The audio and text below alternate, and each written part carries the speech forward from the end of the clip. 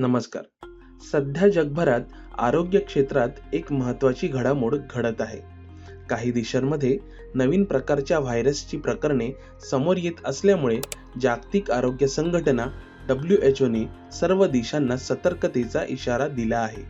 हा व्हायरस नेमका किती धोकादायक आहे यावर अजून संशोधन सुरू आहे. मात्र तज्ज्ञांच्या मते हा व्हायरस मुख्यतः श्वसन संस्थेवर परिणाम करू शकतो.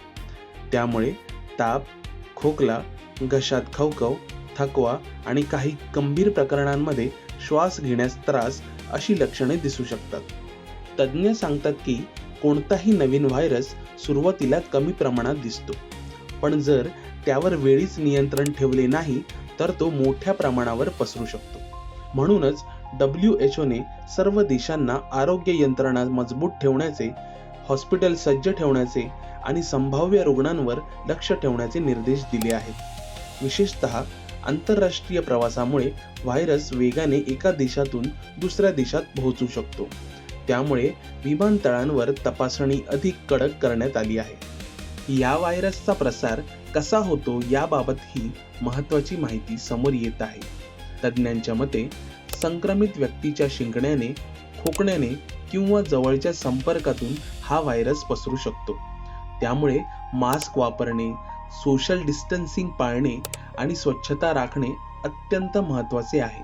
विशेषतः लहान मुले, वृद्ध व्यक्ती आणि आधीपासून आजार असलेले लोक यांना जास्त धोका असतो. याचबरोबर रोग प्रतिकारशक्ती वाढवणे ही सुद्धा खूप महत्त्वाची बाब आहे. डॉक्टरांच्या मते योग्य आहार घेणे, फळे, भाज्या खाणे, नियमित व्यायाम करणे आणि पुरेशी झोप घेणे यामुळे शरीराची प्रतिकारशक्ती मजबूत राहते. तसेच गरम पाणी पिणे, स्वच्छता राखणे, बाहेरून आल्यावर हातपाय धुणे या सवयी देखील उपयोगी ठरतात. सरकार आणि आरोग्य विभाग देखील पूर्णपणे सतर्क झाले आहेत. अनेक ठिकाणी आयसोलेशन वॉर्ड तयार केले जात आहेत. आवश्यक औषधे आणि उपकरणांचा साठा केला जातोय. काही देशांनी आधीच आपत्कालीन योजना तयार केली आहे, जेणेकरून परिस्थिती बिघडल्यास तात्काळ उपाययोजना तयार करता येतील. यासोबतच लोकांमध्ये भीती पसरू नये म्हणून योग्य माहिती देणेही तितकेच महत्त्वाचे आहे. महत्त्वाची गोष्ट म्हणजे अफवांपासून दूर राहणे. सोशल मीडियावर अनेक चुकीच्या बातम्या पसरतायत, त्यामुळे केवळ अधिकृत स्रोतांवरच विश्वास ठेवावा. डॉक्टर किंवा आरोग्य विभागाच्या सूचनांचे पालन करणे हेच सुरक्षित राहण्याचा सर्वोत्तम मार्ग आहे. एकूणच नवीन व्हायरसची परिस्थिती सध्या नियंत्रणात असली तरी भविष्यात धोका वाढू शकतो. त्यामुळे घाबरण्याची गरज नाही, पण सतर्क राहणे खूप गरजेचे आहे.